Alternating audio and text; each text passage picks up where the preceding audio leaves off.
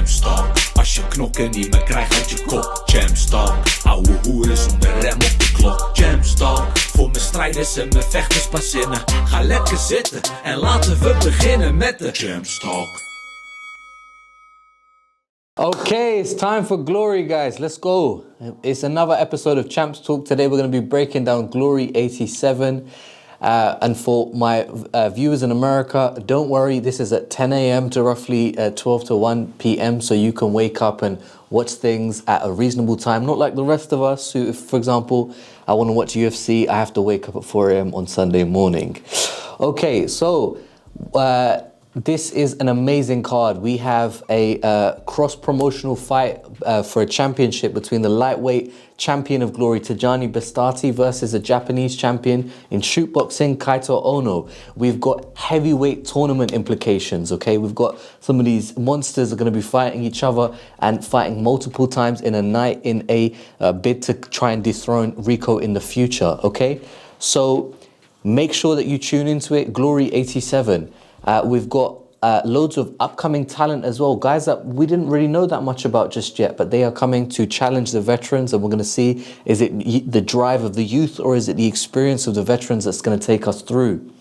Okay, one of the things that I think that you really should appreciate about Glory that they're doing at the moment, similar to One, is they put some of their content, for example, the prelims at the moment is going to be on YouTube. So you, even if you don't have access to the card or not at the moment, you just go on YouTube and you check it out. And we've got two fights that you can check for that. So the first is for heavyweights. There's two heavyweights in action. Nikola Filipovic, who we met at the last Glory event. Nice probing jab. He's got very nice footwork. He doesn't mind being in the clinch. He fought another debut in the heavyweight division. That's Fabio Quassi from the infamous Mike's Gym that I'm going to mention again later on. Very entertaining fight. Quassi kept keeping it in front of him, and he just was able to just use his jab and move around. It was a competitive fight and very entertaining to watch in person. And then we've got Christian Risti, who's one commentator in Infusion, where he used to fight before, described him as looking like Jason Momoa, and with the tattoos you can kind of see that. This guy is explosive. He seems to put everything in his punches and kicks. He's running at you, running forward, and just very agile. He's got a chin on him as well. He also fought Fabio Quassi, but maybe didn't get the same result. Who wins this one is anyone's guess. It's going to be fireworks and something that I highly recommend that you tune in for on YouTube. Okay, next up we've got middleweights. We have got Bartek Musinski from Poland, representing Poland. We've got Imad Hadr, a local talent from here in the Netherlands, and also from Morocco. Okay, we have an interesting, it's a bit of a wild card situation. Imad Hadr was in Glory once before. He had two fights, very aggressive, fast pace. He has that Nick Diaz type of hooks kind of style. He kind of comes in, pressures, and uses his front kicks and his knees to get in your face. In some of the more recent fights that I was able to find of him, he seems to be a bit more pinpoint, taking it a bit more with the time, so more tactical. On the other hand, you have Bartek, who, from the clips that I was able to find him, he is a bit of a black box. Loads of nice Muay Thai clinches, aggressive body shot counters, that sort of thing. He's a family man, he's a community guy. He was a previous champion in MFG, as was his younger brother. And I know that he teaches people as well. So rooting for both guys and hoping that we see a really incredible fight that's going to come up next. Oh, Imad Hadr, if completely skipped my memory, is also a training partner of Cyril Gain. So this guy is not to be taken lightly. All right, now we get onto the main, onto the beginning of the main card. We've got Mohamed Amin, who, when I was at the fight at the last Glory event I attended in person, he came out to a sick Arabic tune. It was a lot of energy. It was a lot of fun. This guy is a young prospect. He's also fighting MMA, so multifaceted. And you can see some of the MMA influence. He bends his knees more. He's jumping in and out, and he's got deceiving power. It looks like he throws a left, right, and it was moving Michael Dute backwards. And Michael Dute, as we know, is no joke. The Dream Crusher, and Momin is also not afraid to take on a challenge. He fought Tariq Ababez, the tank, you know, and was fighting backwards check hooks, powerful check hooks, inside low kicks. So it was a pleasure to watch, and I'm really excited to see how this next bout goes for him. On the other hand, we've got Bahram Rajabzadeh, who honestly I didn't know that much about before, but his last fight put me on notice.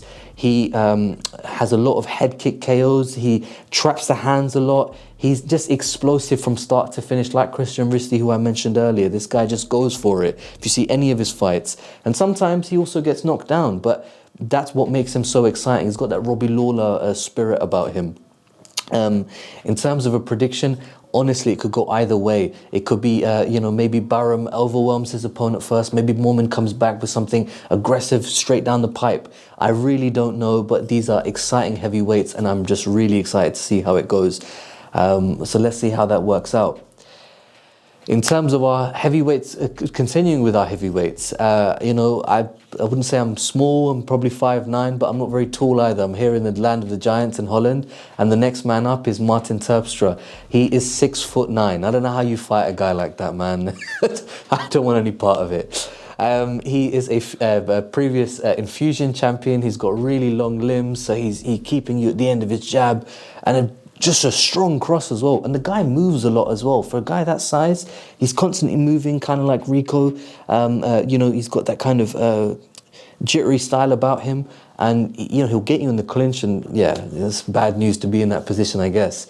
On the other hand, we have Uku Jurgendal from Estonia.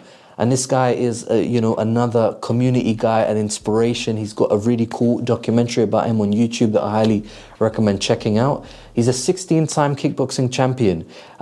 We've seen him, you know, able to stand in the pocket, throw inside low kicks. We've seen the last outing, he got a knockout, and it was pretty devastating. I mean, the guy was on the floor for a while. It was a bit scary to see, actually. And the guy's built, but he can move a lot. He's been a lifelong track athlete his whole life. So, yeah, man, just excited to see how that goes for him as well. I really don't know who takes this one, but it's heavyweight. You know, you never know what the result is going to be. Okay, coming up next, we have featherweight. Featherweight is always enjoyable because you've got guys with a lot of volume, all right? There's a lot of volume, there's a lot of movement, there's a lot of explosions, and this guy up next is no exception. Jan Kaffa, the guy who's also a barber and also fights like a Super Saiyan, if you watch Dragon Ball Z. Yeah, he's from Den Haag. He's from the same camp as Tariq Ababez and Michael Boapea, who I'm going to mention in a minute. Aggressive low kicks. He plants his feet. He's in your face. And he comes through with these spinning back fists that his opponent don't see coming. On the other hand, we've got a really cool prospect in Mohamed Al-Hamouti, a guy who's, when I was watching his fights, he's not afraid to be against the ropes, do the whole rope-a-dope thing like Floyd Mayweather, a lot of pull counters, and I expect a slugfest from this fight.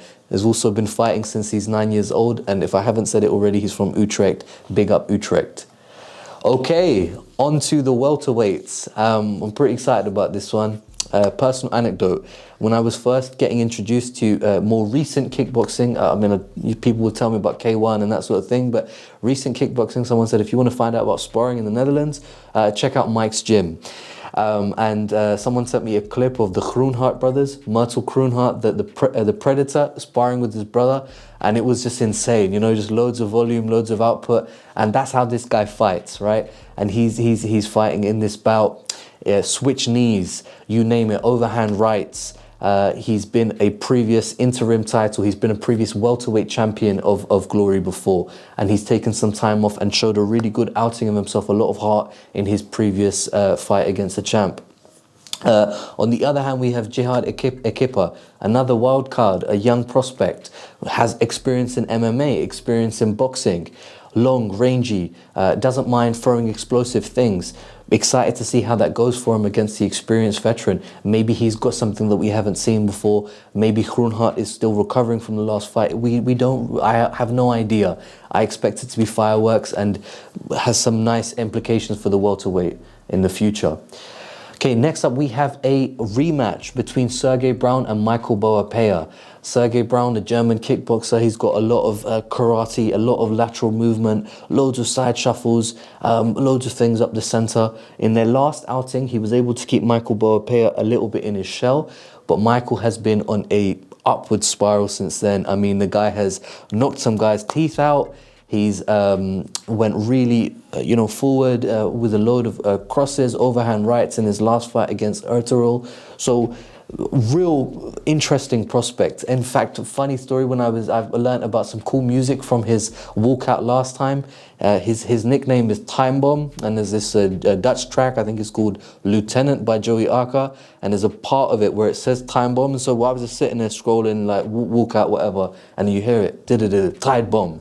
And you're like, okay, yeah, I need to Shazam this. And I did, and I was not, I didn't mind, it was great music. In any case, Michael Boa-Pei showed some involvement in his game. Sergey Brown is, last time he had him kind of in his shell a little bit. I think if Sergey can keep that same game plan, maybe Michael will have the same result. But if Michael pressures forward, we have seen Sergey struggle a little bit with the pressure. Honestly, again, just best of luck to both fighters, and I hope for a good and clean fight. Okay, now we're on to the main event, guys. The main event. So we've got a prospect from Japan, a shoot boxing champion, Kaito Ono. Yeah, this guy, if you watch some of his highlights, I mean, he's there. He's there in his stance, high guard. Not the widest posture. He's there. He's throwing uppercuts, quick hands, really good head movement as well. There's a couple of matrix things where you see a leg kick whistle past his head. He does get hit though, to be fair, but he has a chin. I'll give him that from what I've seen. And the coolest thing about him is that he actually looks like a Tekken character, Jin Kazuma. If you see him, he wears these shin pads, like they've gold, and if you see Jin in his original costume, he kind of wears the same stuff. So really excited to see Kaito again in glory. He fought in a cross-promotion event once before against Stoyan Kopylensky, also from Mike's gym. People did say that the result was maybe a bit contestable, but I think it was a great fight otherwise.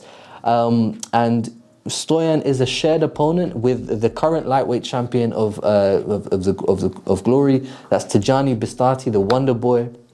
I mean, for those of you who know him, he needs no introduction. For those of you who are finding out about him, check this guy out. I mean, insane boxing combinations, sneaky head kicks. He can move out of the way. He can move towards you, pin you in the corner, light you up.